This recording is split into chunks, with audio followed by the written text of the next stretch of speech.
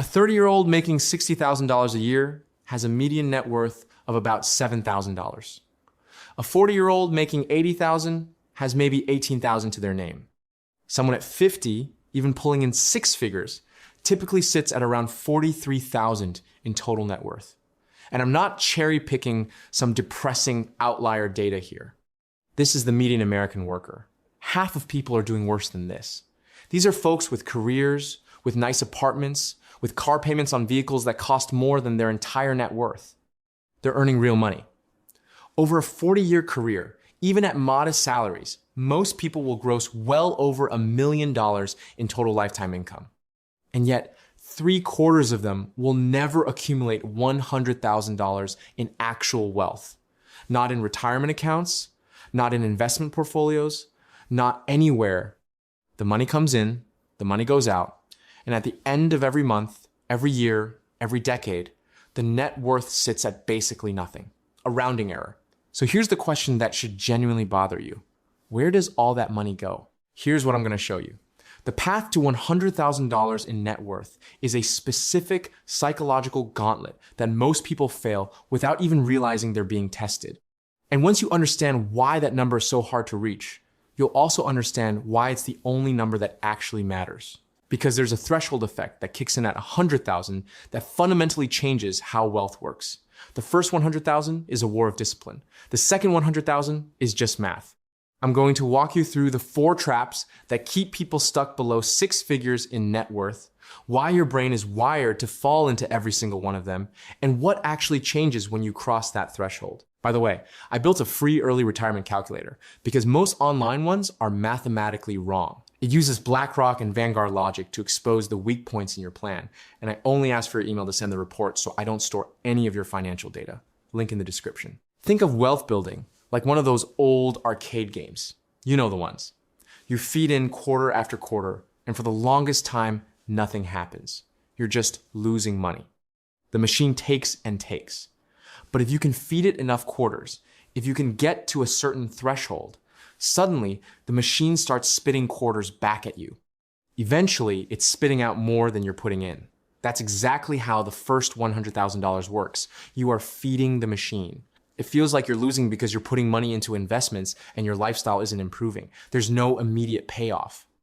Most people quit during this phase because they don't understand they're still loading the machine. They think the game is broken.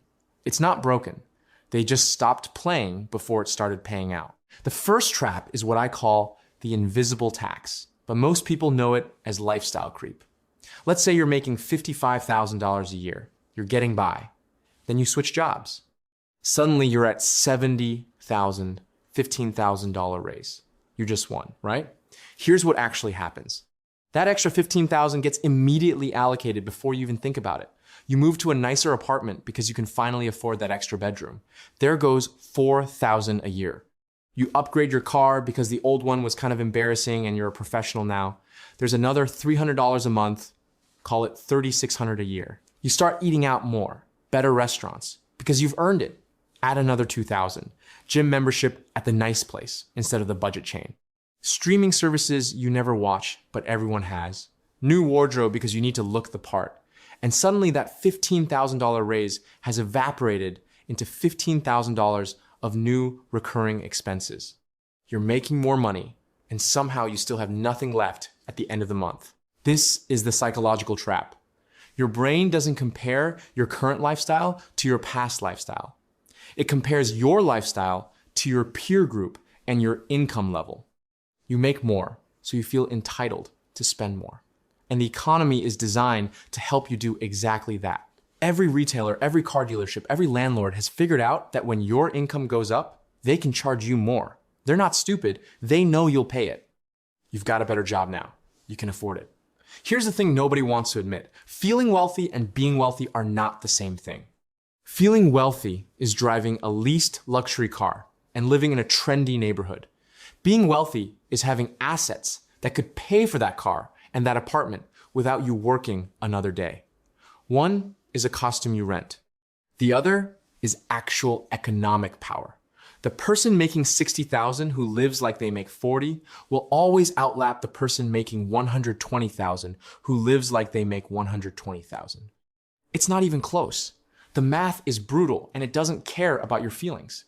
Now, you might be thinking, okay, but I need a car. I need a place to live. I'm not saying live in a cave. I'm saying the instinct to immediately upgrade your life the second your income ticks up is a trap that resets your wealth to zero every single time. If you get a 20% raise and immediately increase your spending by 20%, congratulations, you just ran in place at a higher speed. The second trap is the payments mentality. And this one is so deep in the culture that most people don't even recognize it as a trap. Quick test. How much does a car cost? If your brain immediately translated that into monthly payments, you've been infected. This is the financial equivalent of thinking about cigarettes in terms of how good each one feels instead of cumulative lung damage. When you think in payments, you lose all concept of actual cost. A $35,000 car financed over 72 months at 5% interest is $412 a month. Sounds reasonable, right? You can swing $412 a month. But here's what you actually just agreed to. You're paying over $35,000 for something that's worth $28,000 the second you drive it off the lot. You're underwater immediately, and you'll be making that payment for 6 years, 72 months. That's 6 years of your life where $412 is spoken for before you even see your paycheck. Add in insurance, which went up because you financed a newer car. Add in maintenance. Add in registration. That affordable $412 a month is actually more like $600 when you account for the true cost of ownership. And it's not just cars. It's everything now. Buy now, pay later for a couch. 0% APR for 12 months on a credit card, then 29% forever after. Payment plans for phones, for laptops, for furniture, for appliances. The entire consumer economy has shifted to making you think in terms of monthly payments instead of actual prices, because the second you think in payments, you'll buy things you absolutely cannot afford. I was looking at payment calculators online the other day, just for fun, and there are literally calculators that will tell you how expensive a car you can afford based on your income. And the answer is always, always higher than what you should actually buy, because the calculator isn't working for you. It's working for the dealership. Here's a structural problem. Every single one of these payments is an anchor.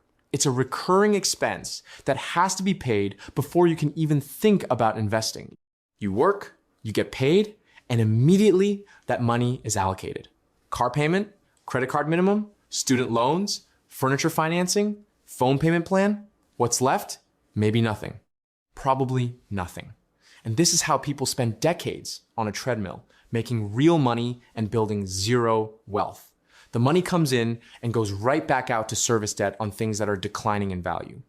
It's a perfect system for keeping you poor while making you feel like you're participating in the economy.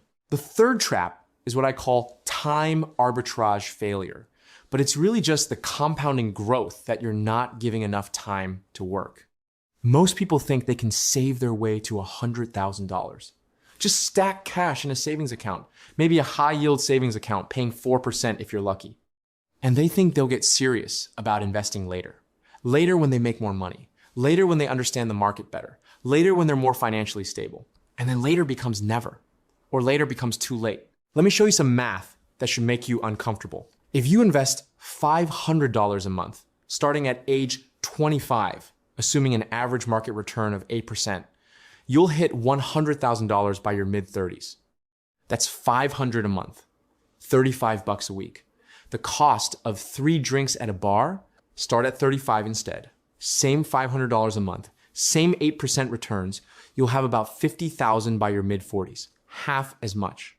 Start at 45, you're looking at maybe $20,000 by your mid-50s. Same money going in every month, same returns, just different start dates. This is compound interest, and it requires time. That's the ingredient most people refuse to give it. You know what's wild? People will spend hours researching which index fund has the lowest expense ratio, trying to save 0.05% in fees. But they'll delay investing for 5 years because they're waiting to feel ready. That 5-year delay costs you more than a lifetime of expense ratios. It's not even close. The difference between starting at 25 and starting at 35 is tens of thousands of dollars, maybe hundreds of thousands by retirement just because of time. And yet people treat investing like this optional thing they'll get around to eventually, like learning Spanish or taking up yoga. You know what the market doesn't care about? Your feelings of readiness. It doesn't wait for you to figure it out. Every month you delay is a month of compound growth you'll never get back. I've been running my own business for over a decade now, and I'm surrounded by accountants and fiscal lawyers who taught me something important. They don't try to time the market. They don't wait for the perfect entry point. They just consistently put money into the market month after month, year after year, because they understand that time in the market beats timing the market every single time. I've got multiple hundreds of thousands of dollars invested now. And the only reason that's possible is because I started early enough for compounding to do the actual work. The fourth trap is asset confusion. Most people genuinely don't know the difference between an asset and a liability. They think they do, but they don't. They think their car is an asset. It's not. It's a liability. It costs you money every month and it goes down in value. They think their designer wardrobe is an asset. It's not. It's worth maybe 10 cents on the dollar the second you walk out of the store. They think their furniture, their electronics, their collectibles, these are assets. They're not. They're expensive decorations. An asset is something that puts money in your pocket. A stock, an index fund, a bond, a rental property if you do it right, a small business. These things generate cash flow or appreciate in value while you sleep. Everything else, no matter how nice it looks or how much you paid for it, is a liability. It costs you money to own it. The middle class buys liabilities and calls them assets. The wealthy buy actual assets and let those assets buy the liabilities later. That's the difference. It's not income. Plenty of high-income people are broke because they take that income and immediately convert it into liabilities. Nice car, nice apartment, nice clothes, nice vacations, all liabilities. The money goes out and nothing comes back in. Let me give you a concrete example. Two people. Person A makes $70,000 a year, lives in a modest apartment for $1,200 a month, drives a 10-year-old Camry that's paid off, and invests $1,000 a month into a total stock market index fund. Person B makes $110,000 a year, lives in a luxury apartment for $2,800 a month, drives a leased BMW for $600 a month, and invests nothing because after all their expenses, there's nothing left. After 10 years, Person A has over $150,000 invested, growing at 8% a year. Person B has $0 invested and is still making lease payments. Person A is wealthier, despite making $40,000 less per year. How? Assets versus liabilities. Person A bought things that grow in value. Person B bought a lifestyle that evaporates the second the paychecks stop. This is where it gets really interesting. Why does $100,000 even matter? It's not an arbitrary number. It's a psychological and mathematical threshold. Once you hit $100,000 in invested assets, compound interest starts working harder than you do. At $100,000, an 8% annual return is $8,000. That's $666 a month in growth that you didn't have to work for. Your money's making money. And here's the thing, that 8,000 compounds next year. So year 2, you're not just growing on 100,000, you're growing on 108,000, plus whatever you contributed. The snowball is rolling now. Getting from 0 to 100,000 might take you 8 years of disciplined saving and investing. Getting from 100,000 to 200,000 might take 4 years. Getting from 200,000 to 400,000 might take 3. The numbers start accelerating because you finally fed the arcade machine enough quarters. Now it's spitting them back at you. Charlie Munger, Warren Buffett's longtime partner, said the first 100,000 is a challenge, but you gotta do it. I don't care what you have to do. If it means walking everywhere and not eating anything that wasn't purchased with a coupon, find a way to get your first $100,000. That's the hard part. After that, it's just math. The reason most people never reach this threshold is because they fail one or more of these 4 traps. They increase their lifestyle every time their income goes up. They finance everything and think in payments instead of total cost. They delay investing, thinking they'll start later when they're ready. And they buy liabilities while thinking they're building wealth. Every single one of these traps resets your progress to 0. You can't compound wealth if you're spending every dollar you make. You can't build assets if you're drowning in payments on things that depreciate. You can't harness time if you keep delaying. So what actually works? It's not complicated, but it's hard. First, eliminate all high interest debt. Anything above 7 or 8% interest, kill it immediately. You cannot out-invest 20% credit card interest. It's mathematically impossible. Pay off the cards, pay off personal loans, get out from under that weight.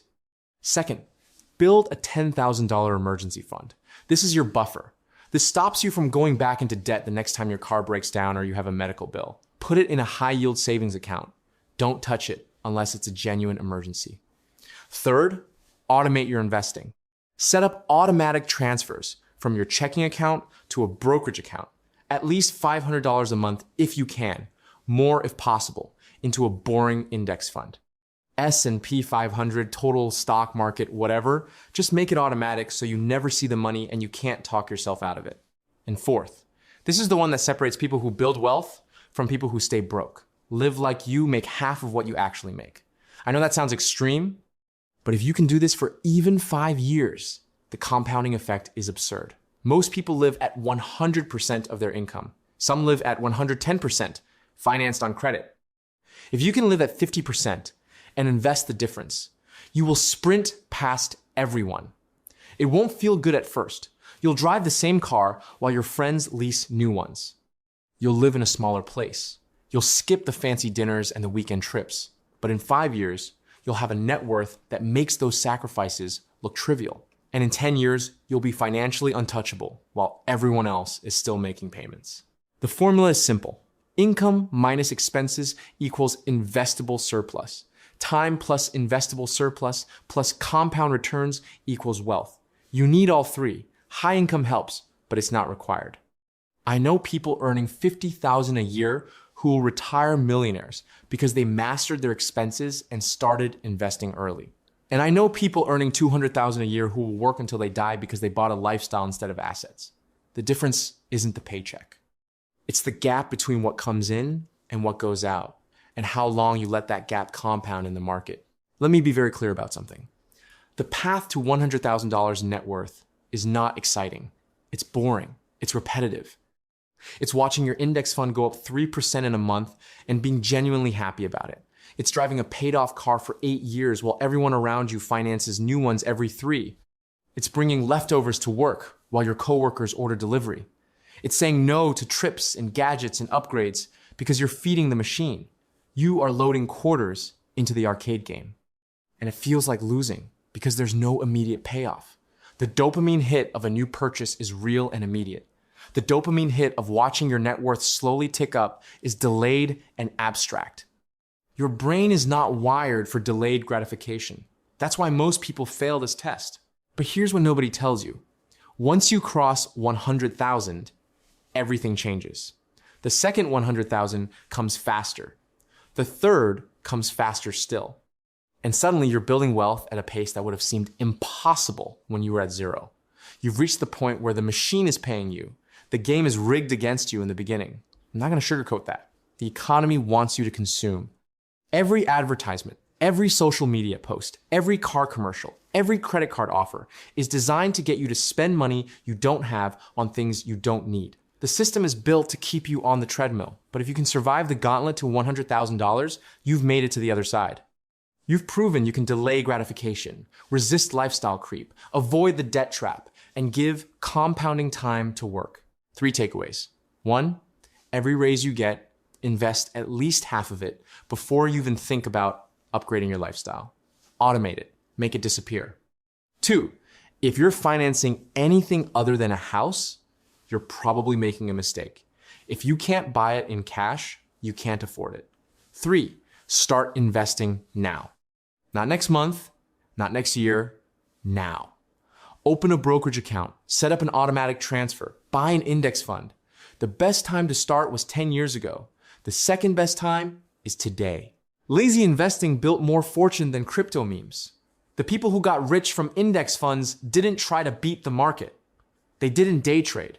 They didn't chase meme stocks. They just consistently bought the entire market month after month, decade after decade, and let compounding do the work. It's boring. It's not viral, but it works. Now go get that first 100,000.